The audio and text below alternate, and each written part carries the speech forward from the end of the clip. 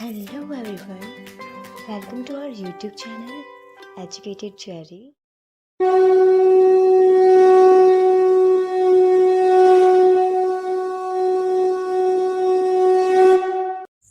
मर्यादा पुरुषोत्तम श्री राम। जन्म और बाल्यकाल। सरयू नदी के किनारे बसा कौशल नाम से एक प्रसिद्ध एक बहुत बड़ा जनपद था। धन धान्य से संपन्न सभी लोग यहाँ पर हर प्रकार से सुखी थे। इस जनपद में ही समस्त लोकों में विख्यात अयोध्या नाम की नगरी थी, जिसे स्वयं महाराज मनु ने पुरा काल में बनवाया और बसाया था। यह सुंदर नगरी 12 योजन लंबी और 3 योजन चौड़ी थी। सुंदर सुंदर फल देने वाले वृक्षों से सजा राजमार्ग, खिले हुए फूलों से लदे फूलदार पौधे उपवन की शोभा को बढ़ा रहे थे। बाहर से आने वाले हर यात्री को यह नगरी देवराज इंद्र की अमरावती के समान लगती थी। बड़े बड़े फाटक, उन पर खड़े जागरूक पहरेदार, भीतर अलग अलग बाजार, शिल्पी और कलाकार, नाटक मंडलियाँ, अप्सरासी नृत्यांगनाएं, ऊंची ऊंची अट्टालिकाएं अयोध्या नगरी की शोभा को बढ़ाने वाले महत्वपूर्ण अंग थे। लगता था कि यह स्थान देवलोक की तपस्या से प्राप्त हुए सिद्धों के विमान की भांति भूमंडल में सर्वोच्च है। इसी स्वर्गीय छटा वाली विशाल नगरी में अयोध्या के प्रजापालक कौशल नरेश राजा दशरथ का भी सुंदर भव्य राजभवन था। यह अयोध्या अपनी इसी सुंदरता के कारण कौशल की राजधानी थी। यहाँ कोई भी तो ऐसा नहीं था जो अग्निहोत्र या यज्ञ न करता हो। महाराजा दशरथ के मंत्रीगण भी योग्य, विद्वान, आचारवान और राजा का प्रिय करने वाले थे। इसीलिए महाराज दशरथ की ख्याति दूर दूर तक फैली हुई थी। महामुनि वशिष्ठ और वामदेव राज्य में माननीय ऋतिज्व थे। इनके अतिरिक्त गौतम, मार्कंडेय, जाबाली आदि भी सम्मान पाते थे।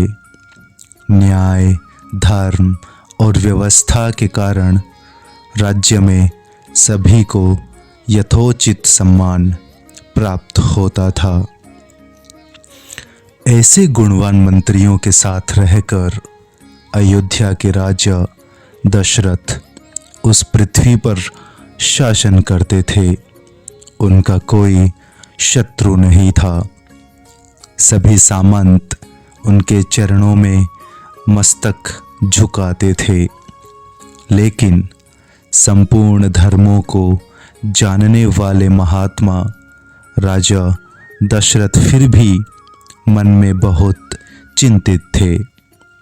उनके वंश को चलाने वाला कोई पुत्र नहीं था।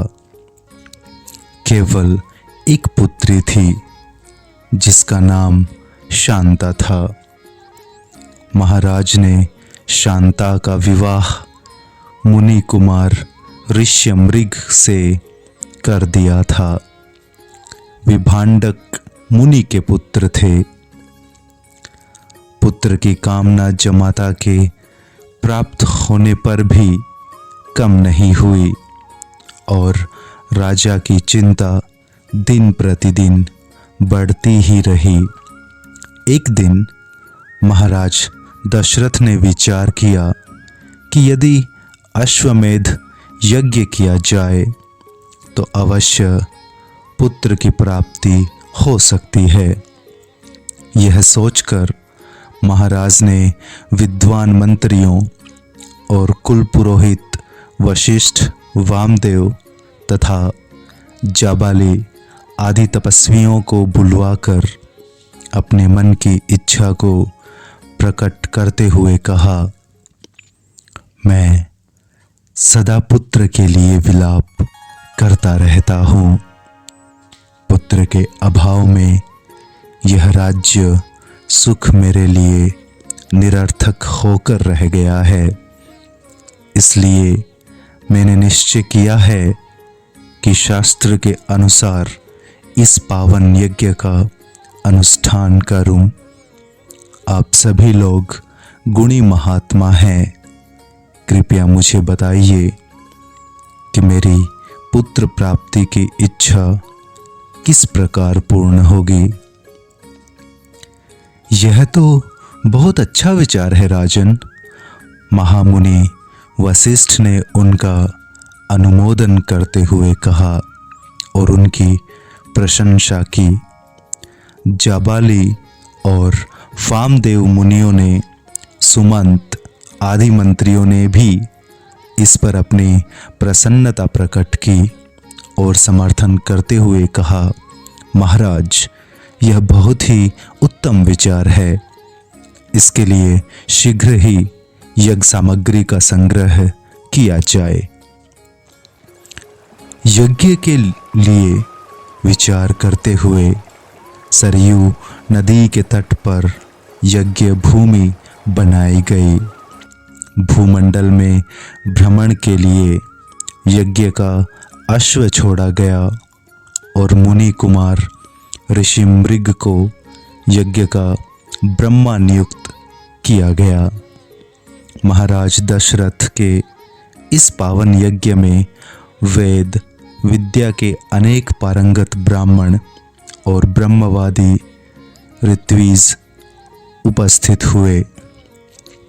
मुनि वशिष्ठ और ऋषि मृग का दोनों के आदेश से शुभ नक्षत्र वाले दिन महाराज दशरथ ने अपनी पत्नी कौशल्या, कैकेयी और सुमित्रा के साथ यज्ञ की दीक्षा ली। इस समय तक यज्ञ का अश्व भी भूमंडल में भ्रमण करके लौट आया था। इस यज्ञ में विधिवत आहुतियां दी गई। सभी कार्य बिना बाधा और बिना भूल के संपन्न हुए। यज्ञ में प्रतिदिन अनेक ब्राह्मण भोजन करते थे। सभी को उनका यथा अनुरूप यज्ञ शेष प्राप्त होता था। अपने कुल की वृद्धि करने वाले महाराज दशरथ ने यज्ञ पूर्ण होने पर होत्रा को दक्षिणा रूप में अयोध्या के पूर्व दिशा का सारा राज्य सौंप दिया। अध्वर्यु को पश्चिम दिशा तथा ब्रह्मा को दक्षिण दिशा का राज्य दिया और उद्गाता को उत्तर दिशा की सारी भूमि दान की। यह दान देकर महाराज दशरथ अत्यंत प्रसन्न हुए, किंतु ब्राह्मणों और पुरोहितों ने उनसे निवेदन किया, हे महाराज, हम तो वेदों का स्वाध्याय करते हैं, हम इस भूमि का क्या करेंगे। आप तो हे राजन हमें इस भूमि के मूल्य के समान कोई राशि दें, वही उपयोगी होंगी। यह देखकर महाराज ने उन्हें गौएं और स्वर्ण मुद्राएं भेंट की। यज्ञ की समाप्ति पर महाराज दशरथ ने मुनि मृग से अपने लिए पुत्र प्राप्ति के लिए अनुष्ठान करने के लिए निवेदन किया। राजन, इस कुल के भार को वहन करने में समर्थ आपके यहाँ 4 पुत्र उत्पन्न होंगे। यह कहते हुए महामुनि ऋष्यमृग ने अथर्ववेद के मंत्रों से पुत्रेष्टि यज्ञ का प्रारंभ किया और विधि के अनुसार उसमें आहुतियां डाली। सभी देवताओं, सिद्धों, गंधर्वों और महर्षि गणों ने विधि के अनुसार अपना अपना भार ग्रहण करने के लिए ब्रह्मलोक में एकत्रित होकर लोक की रचना करने वाले चतुरानन ब्रह्मा जी से कहा, हे भगवान, आपकी कृपा का पात्र होकर राक्षस रावण अपने बल से हम सबको कष्ट दे रहा है। जब से आपने उसे वरदान दिया है, उसने तीनों लोकों के प्राणियों का नाकों दम कर रखा है। वह जिसे भी उभरता देखता है उससे द्वेष करता है और उसका अनिष्ट करता है। वह इतना उद्दंड हो गया है कि किसी का भी अपमान कर सकता है। मनुष्यों की तो उसके सामने गिनती ही कुछ नहीं है। जैसे ही ब्रह्मा जी ने मनुष्य शब्द सुना, वैसे ही उन्होंने कहा, लो, उस दुरात्मा के वध का उपाय मेरी समझ में आ गया है। उसने वर मांगते समय कहा था कि मैं गंधर्व, यक्ष, देवता और राक्षसों के हाथ से न मारा जाऊं। मनुष्यों को तुच्छ जानकर ही उसने मनुष्य से अवध्य होने का वरदान नहीं मांगा। इसलिए निश्चय ही उसकी मृत्यु मनुष्यों के सिवा कोई दूसरा नहीं कर सकता। अभी ब्रह्मा जी ये बातें कह ही रहे थे कि तभी गरुड़ पर सवार हो, शरीर पर पीतांबर धारण किए, हाथ में शंख, चक्र और गदा लिए जगत के स्वामी विष्णु उपस्थित हो गए।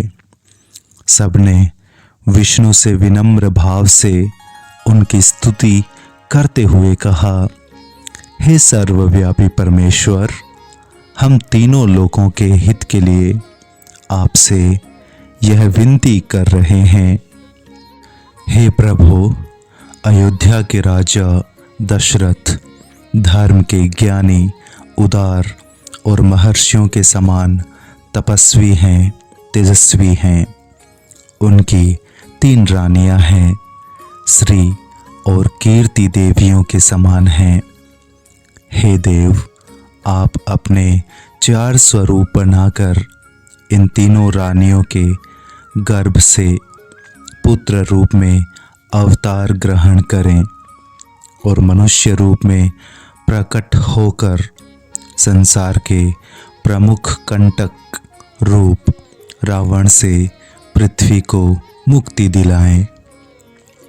सभी देवों, गंधर्वों आदि को इस प्रकार चिंतित देखकर परम उदार मना विष्णु जी ने कहा, आपका कल्याण हो।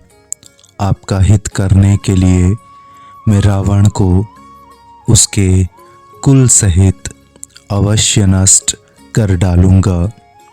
इसके पश्चात विष्णु ने अपने को 4 स्वरूपों में प्रकट करके महाराज दशरथ को पिता बनाने का निश्चय किया। वहां से तत्काल अंतर्ध्यान होकर विष्णु पुत्रेष्टि यज्ञ कर रहे महाराज दशरथ के यज्ञ में अग्निकुंड से एक विशालकाय पुरुष के रूप में प्रकट हुए।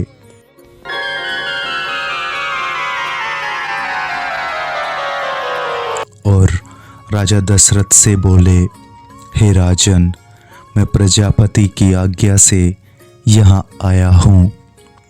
और यह कहते हुए सोने की बनी हुई परात जिसमें दिव्य खीर भरी हुई थी और वह चांदी के ढक्कन से ढकी हुई थी, उसे अपने हाथ से महाराज को देते हुए कहा, यह पुत्र प्राप्त कराने वाली देवताओं की खीर है। यह खीर तुम अपनी योग्य पत्नियों को दो। इसके खाने पर उनको अवश्य पुत्र उत्पन्न होंगे। देवताओं द्वारा दिया गया यह प्रसाद पाकर राजा इस प्रकार प्रसन्न हुए मानो किसी गरीब को बहुत बड़ी संपत्ति मिल जाए। खीर देकर वह दिव्य पुरुष वहां से अंतर्ध्यान हो गए और राजा उस खीर को लेकर अंतःपुर चले आए। महाराज दशरथ ने उस खीर का आधा भाग महारानी कौशल्या को दे दिया। जो भाग बचा उसका आधा भाग महारानी सुमित्रा को अर्पण किया। जो खीर बच रही उसका आधा भाग तो उन्होंने पुत्र प्राप्ति के लिए कैकेयी को दिया और शेष भाग जो बचा वह भी महाराज ने सुमित्रा को ही बांट दिया। उस उत्तम खीर को खाकर महाराज की वे तीनों साध्वी महारानियां शीघ्र ही अलग अलग रूप में गर्भवती हो गई। उनके वे गर्भ अग्नि और सूर्य के समान तेजस्वी थे। इस प्रकार अपने मनोरथ में सफल महाराज दशरथ का यज्ञ समाप्त हुआ। देवता लोग अपना अपना भाग लेकर लौट गए। श्रेष्ठ ब्राह्मण, मुनि और मुनि कुमार ऋष्यमृग भी यथोचित सम्मान पाकर अपने स्थान को लौट गए। सभी को सम्मान पूर्वक विदा करने के पश्चात समय आने पर जब चैत्र के शुक्ल पक्ष की नवमी तिथि आई तो पुनर्वसु नक्षत्र और कर्क लग्न में ज्येष्ठ महारानी कौशल्या ने दिव्य लक्षणों से युक्त एक पुत्र को जन्म दिया। कौशल्या के गर्भ से उत्पन्न इक्ष्वाकु कुल का आनंद बढ़ाने वाला यह पुत्र ही विष्णु का अवतार राम कहलाया। अपने 4 पुत्रों के जन्म को देखकर महाराज दशरथ अत्यंत प्रसन्न हुए। अब उनकी सभी मनोकामनाएं पूरी हो गई थी।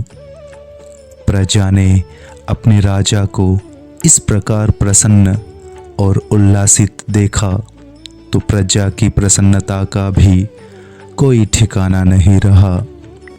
अयोध्या में बहुत बड़ा उत्सव मनाया गया। इन नक्षत्रों के समान प्रकाशमान पुत्रों के जन्म पर गंधर्वों ने मधुर गीत गाए, देवों ने दुंदुभी बजाई, आकाश से फूलों की वर्षा होने लगी। 11 दिन बीतने पर महाराज दशरथ ने उन बालकों का नामकरण संस्कार किया।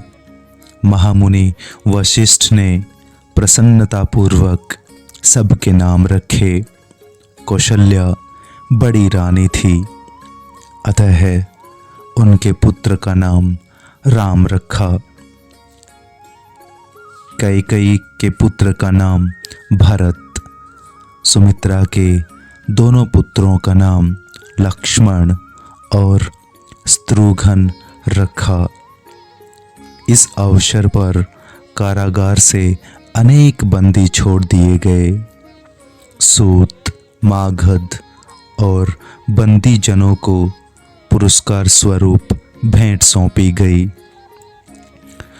ब्राह्मणों, पुरवासियों और जनपदवासियों को पूरी आस्था और श्रद्धापूर्वक भोजन कराया गया। दान दक्षिणा से संतुष्ट किया गया। तीनों माताएं अपने अपने पुत्रों का मुख निहार निहार बलिहारी जाती। अपनी गोद में अपने संतान को देखकर उन्हें आज अपना नारी होना सार्थक लग रहा था। पुत्रों के अभाव में महाराज के मन पर दुश्चिंता के जो काले बादल घिराए थे वे अब छंट चुके थे।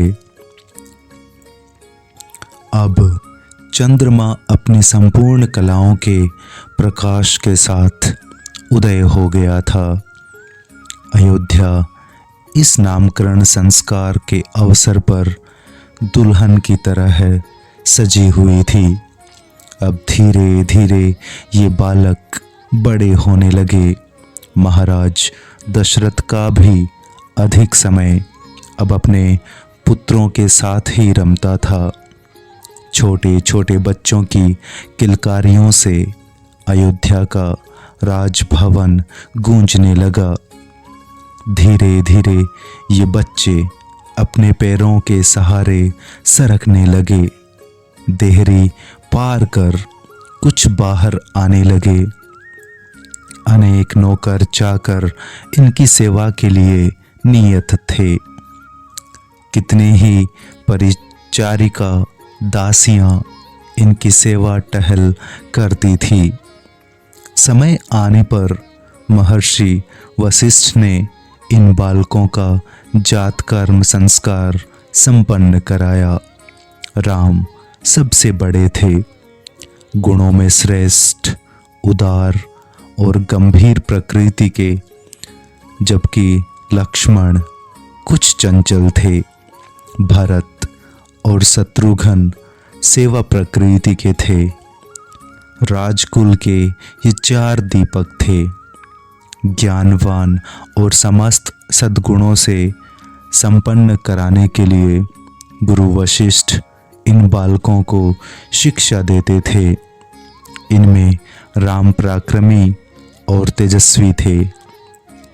वे निष्कलंक चंद्रमा के समान सबसे हृदय को शांति देते थे। राम धनुर्विद्या में प्रवीण होने के लिए निरंतर अभ्यास में लगे रहते थे। राम पितृभक्त भी थे, इसलिए महाराज दशरथ उनके अधिक प्रेम रखते थे। लक्ष्मण लक्ष्मी की वृद्धि करने वाले थे। राम के साथ लक्ष्मण सदा उनके साथ ही रहते थे। राम का वे बहुत ध्यान रखते थे। सदा राम की सेवा में ही लगे रहते थे। राम को भी लक्ष्मण के बिना नींद नहीं आती थी।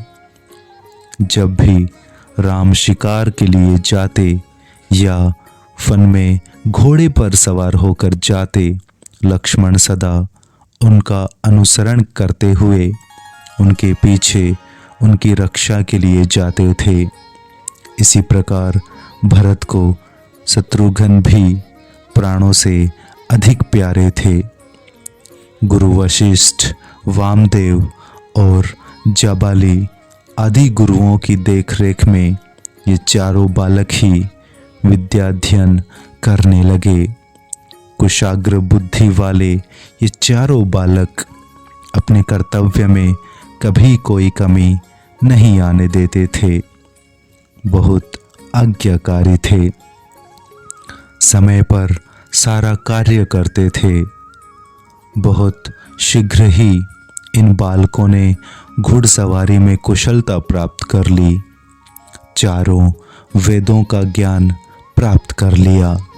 धनुर्विद्या में ये प्रवीण हो गए और अनेक अस्त्र शस्त्र के चलाने का अभ्यास करते हुए ये युद्ध कला में चतुर हो गए।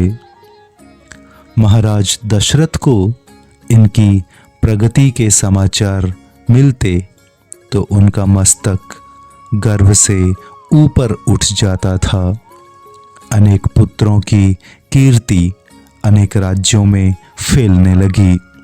माताएं भी पुत्रों के बारे में जब सुनती कि ये बालक कुल की कीर्ति को बढ़ाने वाले हो रहे हैं तो वे भी गर्व का अनुभव करती। कौशल्या, सुमित्रा और कैकेयी तीनों ने ही समान समय में ही साथ साथ ही इन पुत्रों को प्राप्त किया था। इसलिए सभी पर तीनों का समान स्नेह था। कैकेयी तो भरत की अपेक्षा राम को अधिक मानती थी, वह स्नेह करती थी। किसी रानी में भी वी माता का भाव नहीं था। इस तरह है अयोध्या नगरी, क्या पूरा कौशल प्रदेश ही इन पुत्रों के गुणों की चर्चा करते नहीं थकता था। प्रजा ने तो आने वाले समय में राम को राजा के रूप में देखना भी प्रारंभ कर दिया था।